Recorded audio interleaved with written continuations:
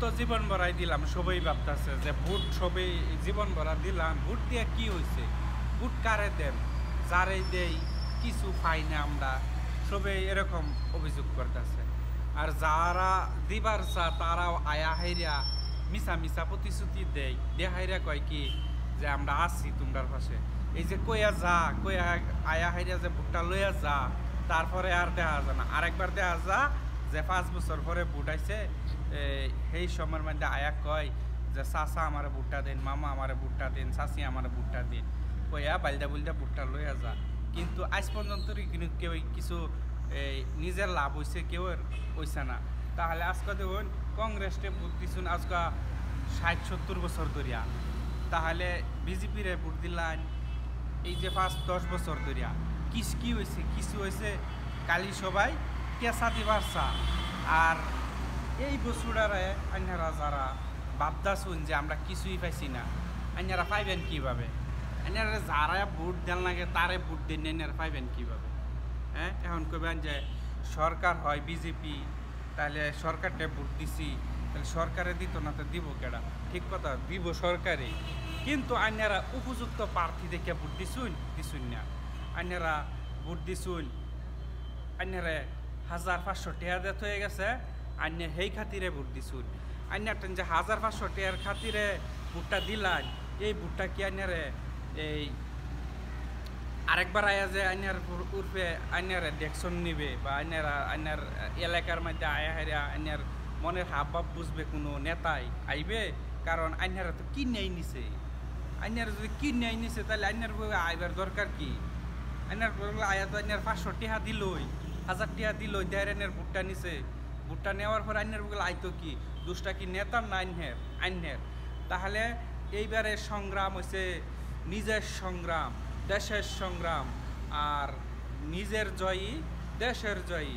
এই বস্তুটা আইনারা নিজে বিবেচনা করে এবার ভোটটা দেন, যে একটা জাতির প্রতি, জাতির খাতরে, যাতে এই যে আমরা মেয়াজারটারে সবেই, কংগ্রেসেই হোক বিজেপি হোক, সব দলে আমরা কি করে তুচ্ছ চাচ্ছল্য করে, তুচ্ছ চাচ্ছল্য করে কথা কয়। আমরা কোনো মানে এই জাতি নাই, আমরা যখন আসামিস না, আমরা নাকি আসামের বাইরের, আমরা বাংলাদেশি, আমরা অমুক তমুক, কিন্তু আমরা রেকর্ড পার্টি সব আসামিস, ঠিক না?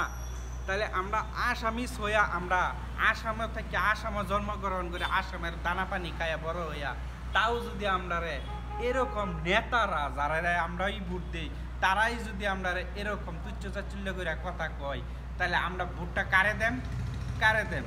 তাহলে এবারে ভোট সময় নাই, নিজের জাতিরে দেখিয়া ভোট দেন। যে কোনো দলেরই হোক, নিজের জাতি, প্রত্যেকটা জাতির মধ্যে এমপি আছে, মিনিস্টার আছে, সব আছে, কিন্তু আমরা লোকসভা সমষ্টি, নগাঁও লোকসভা সমষ্টির মধ্যে মেয়া একজন এমপি কোনোদিন হইছিন না। এইবার একটা সুযোগ আমরা পাইছি, যাতে আমরা একটা মেয়া মানুষ দেখিয়া একটা এমপি বানাইয়াম, যাতে আমরা দুইটা কথা, এই দিল্লি গিয়ে দুইটা কথা কইতারে যে মেয়ার বিরুদ্ধে এরকম অভিযোগ যারা আনে মেয়ার উপরে, এই অভিযোগটা যাতে এই যে দিল্লির গিয়া কইতারে যে আমরারে কতটা নির্যাতন করে, কতটা সাতাই, কতটা আমরার উপরে তারা চোখ লাড়ালাড়ি করে, তাহলে এই বস্তুটা কোয়ার কেউ আছে দেখুন আজ পর্যন্তই কইছে না। তাহলে আমরার মেয়া জাতের থেকে যদি একজন নেতা বানাই, আমরা ওই নেপাড়াই দুইটা কথা গিয়া কইব যে মেয়ার লাগে দুইটা কথা কইব, কারণ হ্যাঁ নিজে মেয়া হইয়া, হ্যাঁ নিজে দাড়ি টুপি হইয়া, হ্যাঁ লুঙ্গি টুপি পিন্দা যদি বড় হইয়া থাকে, তাহলে হ্যাঁ মেয়ার লাগে দুইটা কথা কইব, কারণ হ্যাঁ একজন মেয়া জাতি।